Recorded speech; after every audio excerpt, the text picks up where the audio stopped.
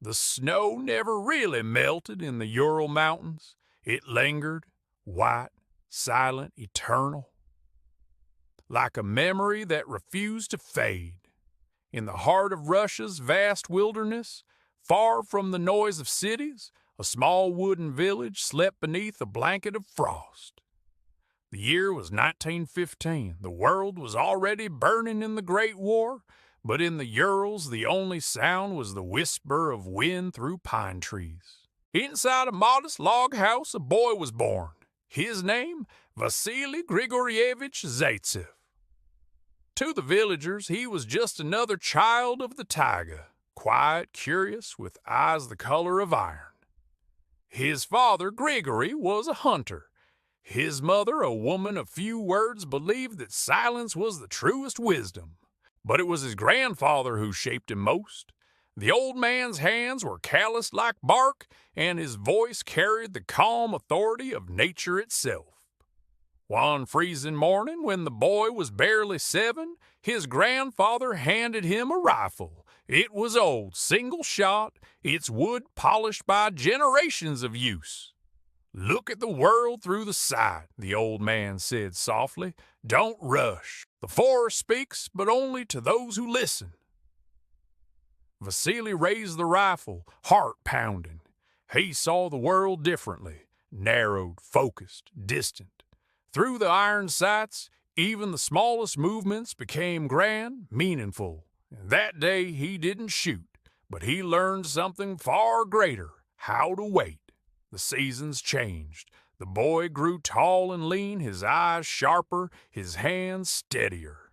In the long winters, he learned patience, tracking deer through endless snow, moving so slowly that even birds didn't startle. His grandmother would whisper before sleep, "Never kill for pride. Kill only to protect or to survive." Those words stayed with him. They would one day define how he fought and why. By the time Vasily turned 10, his aim had become legend in the village.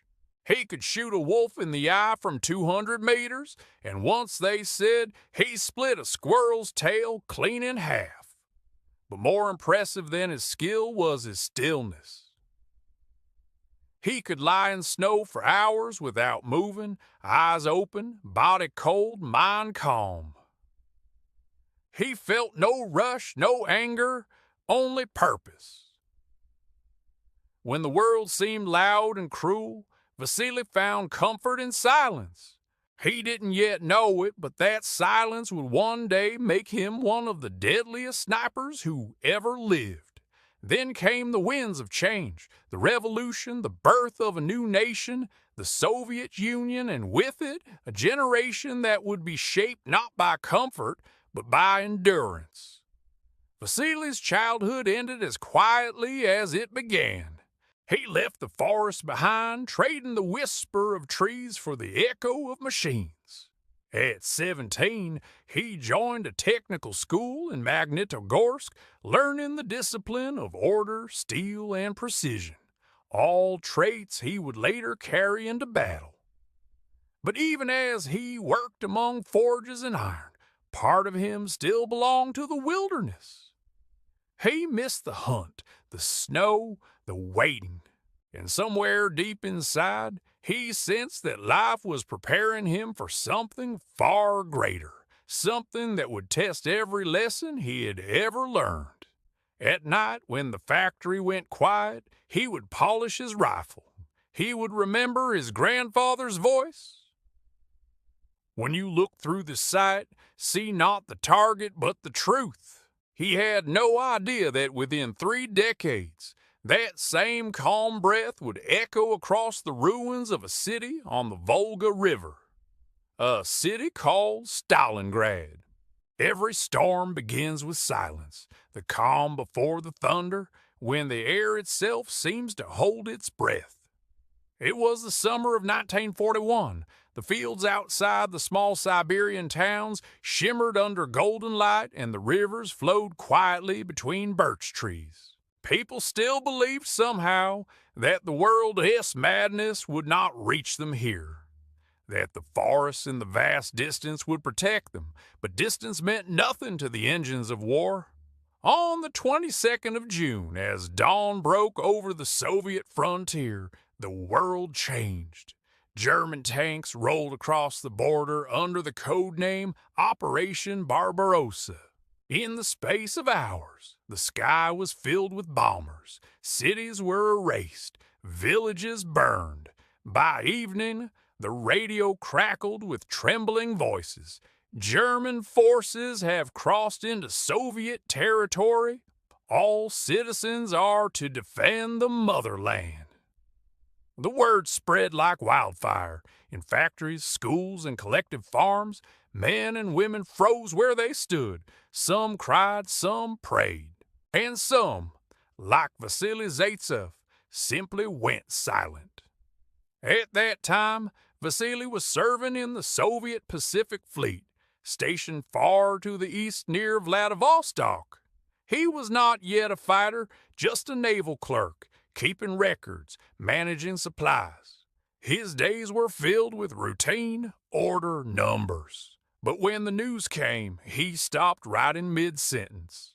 He looked at the paper before him, at the ink still wet, and thought of his homeland burning thousands of kilometers away. He stood up slowly, folded his papers, and said to his superior, "Comrade Captain, I request transfer to the front." The officer hesitated. "You're a good clerk, Zaytsev. We need men like you here." But Vasily's eyes were calm, unyielding. "You'll need better men at Stalingrad." The captain looked at him for a long moment, then nodded. Within days, Vasily began his journey west. It was not a journey of adventure, but of duty, across endless tracts of snow, forest, and fear. The trains were filled with soldiers, students, farmers, all wrapped in rough uniforms that smelled of sweat and oil. They didn't speak much. They just stared out the windows, watching the land blur by, each lost in thoughts of home.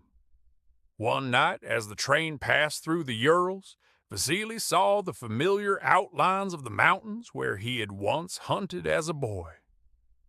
The sight stirred something deep inside him, a strange cold calm. The hunter was returning to the forest, only this time the prey was human. When they reached the Volga region, the air had already changed. It carried the metallic scent of smoke and gunpowder. From a distance you could see the haze of war, faint gray, stretching across the horizon like a storm front. Vasily stepped off the train and looked around. The ground trembled with distant artillery. Columns of refugees passed by, women clutching children, old men dragging carts. Their eyes were hollow, empty of hope. One woman looked up at him, her voice cracking. "Will they stop, comrade? Will they ever stop?" Vasily wanted to answer, but he couldn't.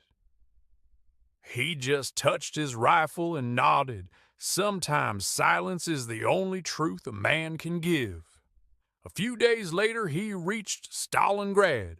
It wasn't yet the inferno history would remember, but the signs were already there. Smoke rose from the industrial districts, sirens wailed, and soldiers dug trenches in the streets. The air was thick with dust, fear, and the smell of burning oil. Hay reported to his unit, the 1047th Rifle Regiment, and was issued a standard infantry rifle, a Mosin Nagant iron sights, no scope. It was old, scratched, and heavy. He felt the wood under his fingers and smiled faintly. It reminded him of the rifle his grandfather had given him. That night, sitting in a half-destroyed building with other recruits, he cleaned the weapons slowly, methodically. Each motion was calm, like a ritual. While others smoked or whispered about home, Vasily simply sat in silence, oiling the metal, adjusting the sights. He didn't know it yet, but that rifle would become an extension of his soul, his voice, his shield, his legacy. Days turned into weeks. The German advance grew stronger, faster. Cities fell one after another: Smolensk, Kiev, Rostov, and finally, all eyes turned to Stalingrad. To Hitler, the city was a symbol. To Stalin, it was a vow. Neither side would surrender it. And so, Stalingrad would become the graveyard of both armies' pride. By September, the Volga was burning. Vasily's regiment crossed the river under heavy bombardment. The water was black with oil and blood. Boats sank before reaching the shore, but the survivors pressed on, crawling up the bank under fire. When Vasily stepped onto Stalingrad's soil for the first time, he felt the world shift. The ground itself seemed alive, trembling under the constant thunder of artillery. The sky was dark, even at noon, clouded with smoke. A veteran beside him muttered, "Welcome to hell, comrade." Vasily's reply was simple, quiet. Hell has no place for the patient. That night he lay among the ruins of a bombed-out apartment block. Now all around him were the sounds of war, gunfire, screams, the crackle of fire eating through wood. He closed his eyes and breathed slowly. In the darkness, he remembered the snowfields of his childhood, the stillness, the waiting. And he whispered to himself, almost as a prayer, "Wait. Listen, breathe." The hunter had arrived, and Stalingrad was his new wilderness. The ruins of Stalingrad were not dead. They breathed. Through dust, smoke, and the faint echo of men's hearts still beating somewhere under the rubble. It was dawn. The first light of morning broke through the haze like pale fire, revealing the shattered skeleton of the city. Once these streets had been alive, trams running, workers laughing, children chasing pigeons between factories. Now, only silence remained, interrupted by distant explosions that rolled through the sky like thunder. Vasily crouched behind a wall, his hands resting on the rough concrete. The air smelled of oil and burned flesh. He had been in Stalingrad for only 3 days, and already he understood this was not war. This was extinction written in smoke and steel. His unit had orders: hold the railway yard. The Germans were advancing, slow but unstoppable, with tanks grinding through debris, machine guns chattering like metal insects. The Soviet troops were outnumbered, undersupplied, and exhausted. Some were barely older than boys, shaking, whispering prayers, clutching rifles that felt heavier by the hour. Zaytsev's commander barked, "We hold the line! We die here if we must!" Vasily didn't answer. He simply nodded, checked his rifle, and crawled toward a shattered tram car that faced the open street. His instincts were alive again, calm, sharp, ancient. The tram's interior was filled with dust and broken glass. He lay flat on his stomach, sliding the rifle forward until the barrel rested on a bent metal frame. He scanned the street through the iron sights, and then he saw him. A German soldier, tall, confident, helmet gleaming in the light. He walked slowly through the ruins, his rifle slung casually over his shoulder, unaware of the eyes watching him. Vasily's pulse slowed, the sound of battle faded. He could hear only the whisper of his own breath. In the forest, the deer never knows it's being watched until it's too late. He exhaled. A single shot rang out, dry, precise, unhurried. The echo faded into silence. The German dropped instantly. One shot, one life. Vasily's first kill. He didn't feel triumph, only stillness. He kept watching through the sights, waiting for movement. When none came, he closed his eyes briefly and whispered to himself, "It begins." His comrades cheered faintly behind him, men desperate for hope, for proof that the Germans could bleed too. But Vasily didn't join their voices.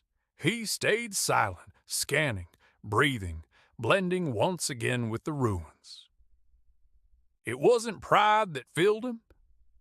It was focus. That same quiet concentration he had learned as a child, waiting for a wolf to appear from the trees. He had returned to his natural state. In chaos, he found order. In noise, he found silence. As the battle raged through the day, Vasily fired again and again, always one shot at a time, never wasting a bullet. By nightfall, 5 German soldiers lay dead in the street. His comrades began whispering, "Oh, the sailor who never misses." But to Vasily, every shot was personal. He would remember the way each enemy fell, the sound of metal hitting the ground, the faint exhale before stillness. He would later tell his students, a sniper must never see his enemy as a target. He must see him as a moment and decide whether that moment deserves to end. That night, the Soviet soldiers gathered in the basement of a ruined building. They shared what little food they had, stale bread, cold soup, a few drops of vodka passed between trembling hands. Someone asked Vasily how he stayed so calm. He looked up from cleaning his rifle, his face expressionless. "When you've hunted long enough," he said quietly, "you stop thinking about the shot. You start listening to the silence before it." The men nodded, though few truly understood. Outside, artillery thundered again, shaking dust from the ceiling.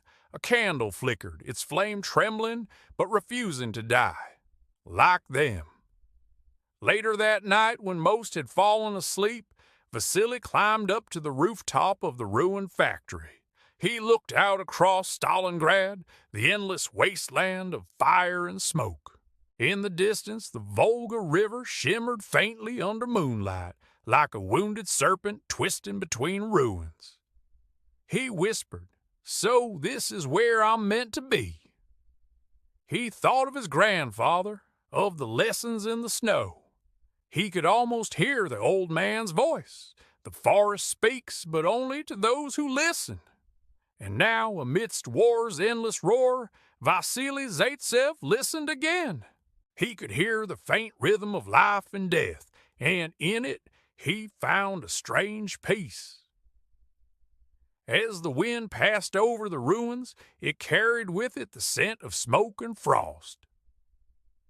Somewhere far below, a soldier cried in his sleep.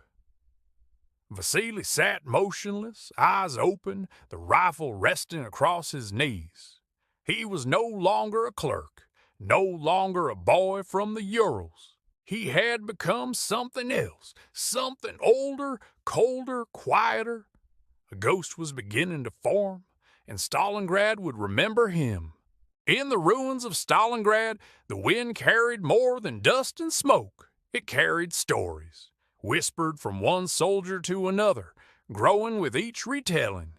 Stories of a man who could see through rubble, who never missed, who appeared and vanished like a shadow.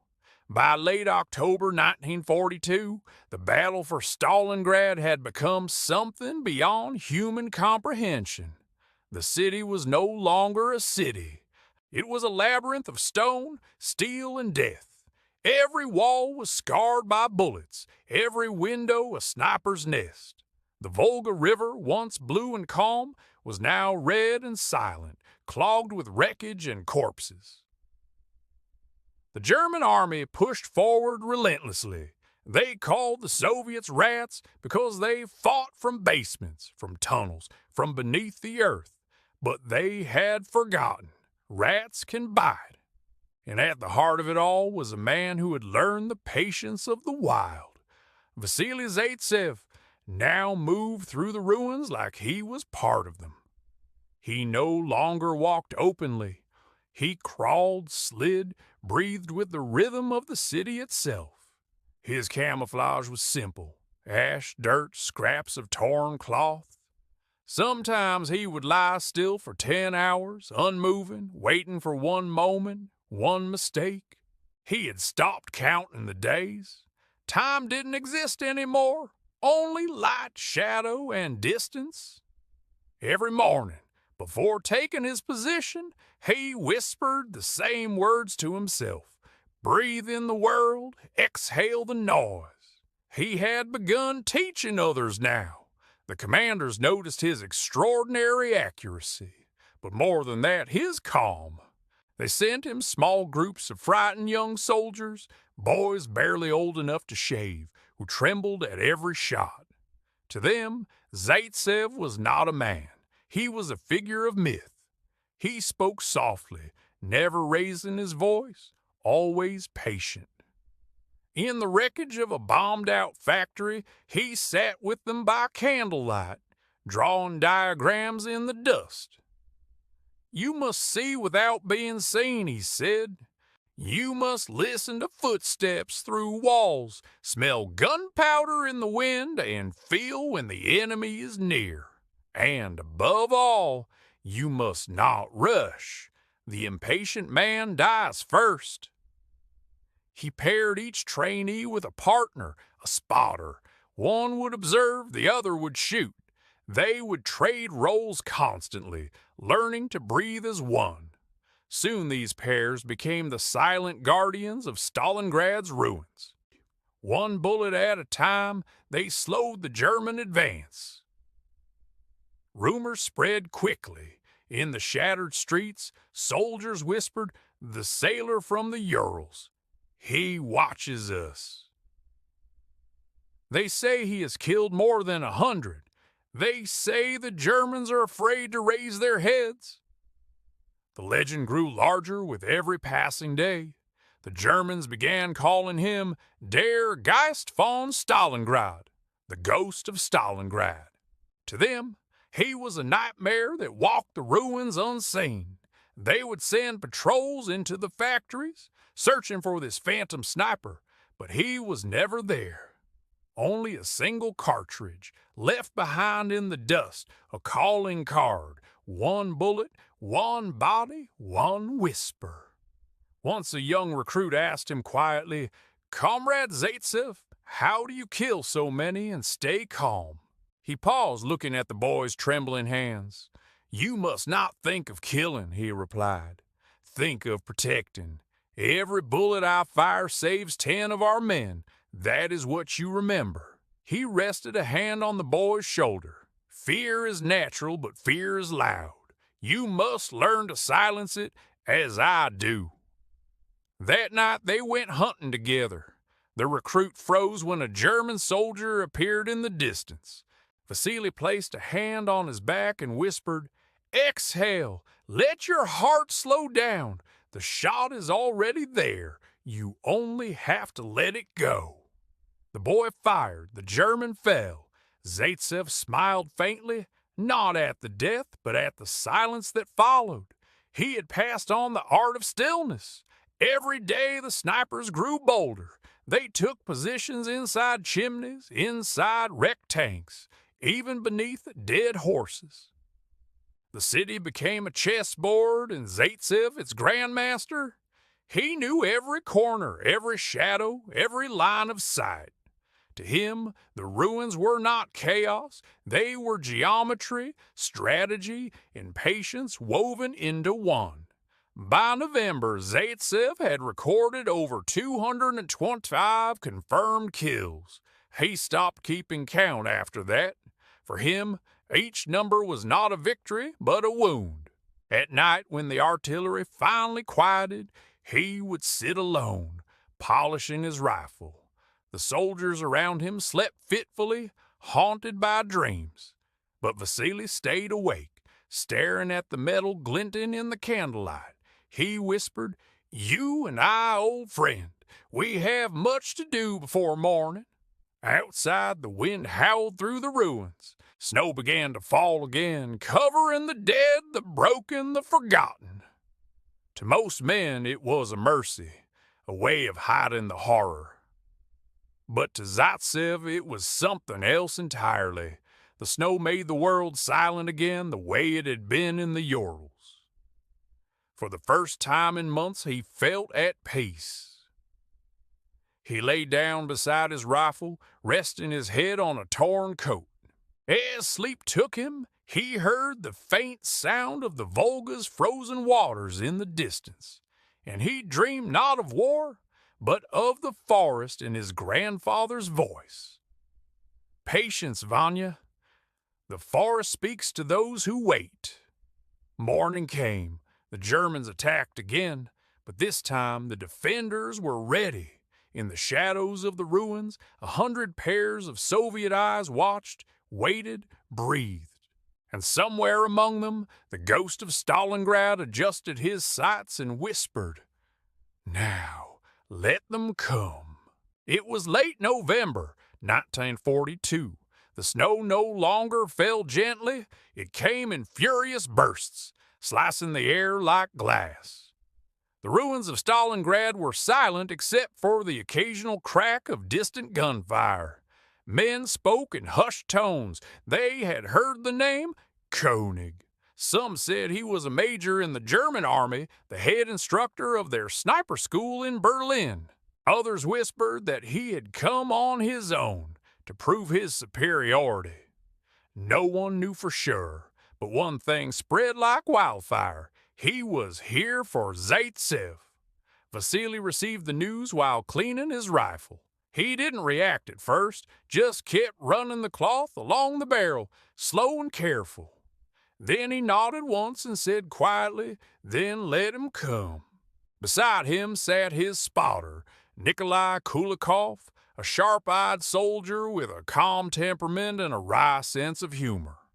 They had hunted together for weeks, their trust wordless and absolute. That night, in the dim candlelight, Kulikov asked, "Do you believe this German really exists?" Zaytsev smiled faintly. "I believe in eyes watching us. Whether they belong to a man or a ghost, we'll find out soon enough." The next morning, the hunt began. For 3 days, the two men stalked each other across the ruins. Every shattered window, every hole in a wall could hide death. Zaytsev studied the terrain carefully. Burned-out tanks, collapsed factories, skeletal buildings rising from the snow like broken teeth. He knew Koenig was skilled. The man had already taken several Soviet snipers. Each kill was clean, precise, a single shot to the head. No panic, no wasted bullets. It was the work of a professional. Zaytsev could feel the challenge in the air. It wasn't hate or revenge. It was respect. A duel between equals. Two men who spoke the same silent language of patience, precision, and death. On the 4th day, Zaytsev and Kulikov found the remains of one of their comrades, a sniper shot through the left eye. The angle was perfect, too perfect. Zaytsev crouched beside the body, studying the wound. He could almost hear Koenig's breathing across the battlefield. "He's somewhere high," he murmured. "He watches the open ground, waiting for movement." Kulikov frowned. "So we wait longer." Zaytsev nodded. "Yes, let's make him impatient." For 2 full days they lay hidden beneath a pile of debris, cold, hungry, motionless. They didn't speak. They barely breathed. Their world shrank to the small circle of Zaytsev's scope. Through it, he watched the battlefield shift, smoke drifting, snow melting, and sunlight reflecting off shards of glass. Then, on the morning of the 7th day, he saw it. A glint, faint, almost invisible, flashing once, then gone. To anyone else, it could have been a trick of the light. But to Zaytsev, it was the language of hunters, a challenge, a whisper, "I see you." Slowly, carefully, he traced the line of reflection back to a wrecked metal plate propped against rubble. Too deliberate, too perfect. He smiled. "He's there, behind that plate in the corpse of that machine gun nest." Kulikov swallowed. "How do we flush him out?" Zaytsev looked at him, eyes calm as ice. We don't. We wait. Let him believe he's unseen. They stayed there for hours, unmoving. The cold crept through their bones. The sound of distant artillery rumbled like thunder. Still they waited. At one point, a rat scurried across Zaytsev's hand. He didn't flinch. The world had narrowed to 1 point, 1 line, 1 heartbeat. The sun began to sink. Long shadows stretched across the ruins. Zaytsev whispered, "Now." He instructed Kulikov to rise slowly, exposing just enough of his helmet above the rubble. A sharp crack echoed through the ruins. The helmet flew off. A perfect shot, but it hit metal, not flesh. Kulikov dropped instantly unharmed. "Got him," Zaytsev whispered. "The shot came from beneath the plate, not behind it. There's a narrow gap in the debris. That's his den." He adjusted his scope, calculated the angle, and waited. He knew Koenig would shift slightly after firing to check the result of his shot. Seconds turned to minutes. Then, the faintest movement, a reflection, a breath. Zaytsev squeezed the trigger. The shot cracked through the silence. Then nothing. No cry, no return fire, only the whispering wind. They waited until nightfall before approaching. Every step forward was deliberate, every shadow suspect. Finally, Zaytsev reached the destroyed nest. There, half buried under snow and twisted metal, lay the German rifle. The scope shattered, the barrel dented. Behind it, a motionless figure in a gray uniform. Zaytsev looked down silently. He didn't smile. He didn't speak. He only whispered, "It's over." Kulikov stood beside him, eyes wide. "So that's him." Zaytsev nodded slowly. "He was good, very good." Then after a pause, "But patience is stronger than skill."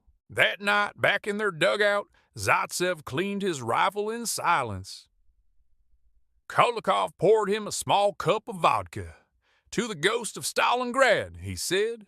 Zaytsev shook his head. "No ghosts, only men who learned to be silent." They drank. Outside the snow fell again, soft, endless, and forgiving, and for the first time in weeks the night was truly quiet. December had come. The city was frozen, cracked, hollow. Buildings stood like broken teeth against the winter sky. The Volga was a sheet of glass now, silent, hiding the dead beneath its surface. Every street smelled of fire and metal. Every step echoed on bones buried beneath the snow. Zaytsev walked those streets every day, not as a soldier on patrol, but as a witness to something ancient and terrible. He had killed many men, yes, but he had seen far more die. The sound of death had become as common as wind. And yet, there was life, always life. One morning he saw a small girl sitting among the ruins of an apartment block, cradling a doll missing an arm. Her face was gray from ash, her eyes hollow but calm.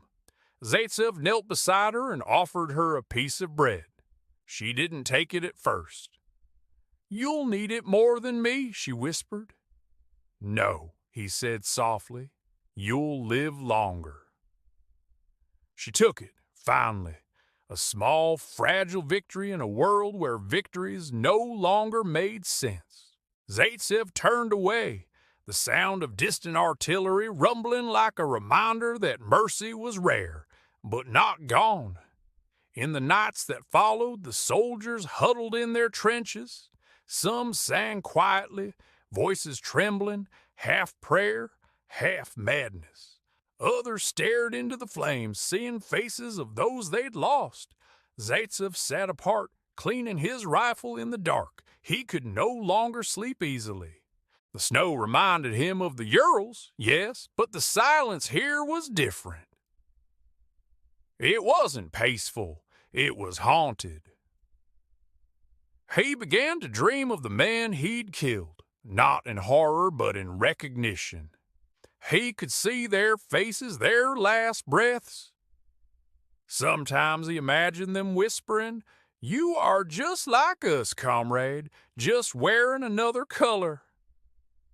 He would wake with his heart pounding, but not in fear, in guilt, in understanding.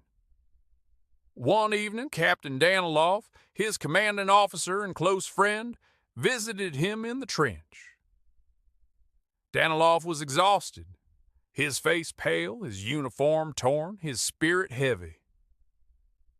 He sat beside Zaytsev, staring into the dim light of a candle stub. "You've become a legend, Vasily," he said quietly. "Men talk about you like a saint, like death itself." Zaytsev said nothing. "Doesn't it ever weigh on you?" "Every day," Vasily replied. "But legends don't feel the weight. Only men do." Danilov sighed. "And yet, we need legends to keep men fighting." Zaytsev looked at him then, tired but firm. "Maybe, but legends also die in silence. Don't make me one before my time."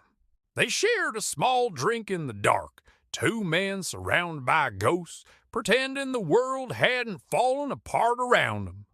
As the days passed, the Germans grew desperate. Their supplies were dwindling. Their morale was broken. The once mighty Sixth Army now starved in the ruins, trapped between Soviet divisions and the merciless cold. Zaytsev could see it through his scope. Men too weak to fight, staggering, their faces hollowed by hunger. He no longer felt triumph in pulling the trigger. He felt pity. The war had eaten everything, pride, hate, even victory. Still he fought, because that was what Stalingrad demanded. The city no longer needed soldiers. It needed survivors. In one frozen dawn, he watched as Soviet civilians, old men, women, children, carried water through sniper fire to the front lines. Their steps were slow, deliberate, fearless. Zaytsev lowered his rifle, watching them move like spirits through the ruins. "This city," he murmured to himself, "will not die." The words echoed softly in the still air, not as pride but as a prayer. One evening, the snow began to fall harder than ever before. The sky turned pale gray and the city seemed to disappear under the storm. In that white silence, Zaytsev lay in his post, motionless, listening to the wind howling between the ruins. It sounded almost like music, a requiem for the dead, a lullaby for the living. He whispered to himself, "When this ends, if I live, I will never pick up a rifle again." But even as he said it, his fingers stayed wrapped around the cold metal of his weapon. Because promises are easy to whisper and hard to keep. Then came January 1943, the turning point. The encirclement of the German Sixth Army was complete. The Red Army's counterattack, Operation Uranus, had sealed the fate of Stalingrad. Zaytsev was wounded by a mortar shell. Fragments tore into his face, blinding one eye. He was carried away from the front line, blood freezing on his skin. Even then, he refused to let go of his rifle. As medics worked to stop the bleeding, he whispered, "Don't take it from me. It's part of me now." They promised to return it when he healed. He smiled faintly, eyes half shut. "Then I'll come back to finish what the snow began." He survived. When he finally opened his eyes again, days later, the first thing he saw was not war, but sunlight, real sunlight, pouring through a hospital window. Outside, Stalingrad still burned, but the German surrender was near, and for the first time in months, Zaytsev allowed himself to rest. He closed his eyes again and whispered, "The city lives, And with that he slept, not as a ghost, not as a legend, but as a man who had simply endured what others could not. When the last German division surrendered in February 1943, the city was unrecognizable. It was not victory that filled the air, it was exhaustion. The streets were graves, the buildings hollow, the people shadows of what they once were, but they had survived. Among those survivors was Vasily Zaytsev. He had fought blind for a week before surgery saved what was left of his sight. He would never see clearly again, but that no longer mattered. He had already seen too much. When the doctors told him the war in Stalingrad was over, he simply nodded. "No," he said softly, "it will never be over." He returned to duty months later, though the front had moved west. Berlin still waited. But Zaytsev was not the same man who had arrived at Stalingrad with a rifle and steady hands. Something in him had changed. Not broken, but hollowed out. He no longer took joy in the hunt. He no longer counted his kills. When asked by new recruits how many men he had shot, he would only reply, "Enough for one lifetime." He trained others now. Patient, quiet, kind. He taught them how to shoot, yes, but more importantly, how not to. He told them that the best sniper was not the one who killed the most, but the one who waited the longest before pulling the trigger. After the war, he was awarded the Hero of the Soviet Union, the highest honor. There were parades, speeches, applause. His name became legend. Printed in newspapers, written in books, recited in schools. But behind the medals, there was a silence.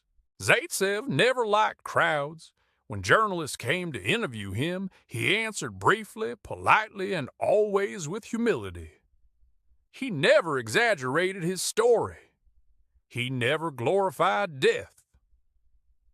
"I was a soldier," he said once, "nothing more. Stalingrad made heroes out of everyone who stayed alive." He married a nurse he had met during his recovery. They lived modestly, a small apartment, a quiet life. No trophies on the walls, no rifles above the fireplace. Only one photograph of his comrades in Stalingrad, smiling faintly amid the ruins. Years passed. The Soviet Union moved on. New wars, new heroes, new memories replaced the old. But Stalingrad remained frozen in time, a monument to endurance. Sometimes on quiet nights, Zaytsev would walk alone by the Volga River. He would stop and stare across the water, where once he had lain in the snow, rifle in hand. The city's lights reflected on the surface, flickering, trembling, like the ghosts of those who never returned.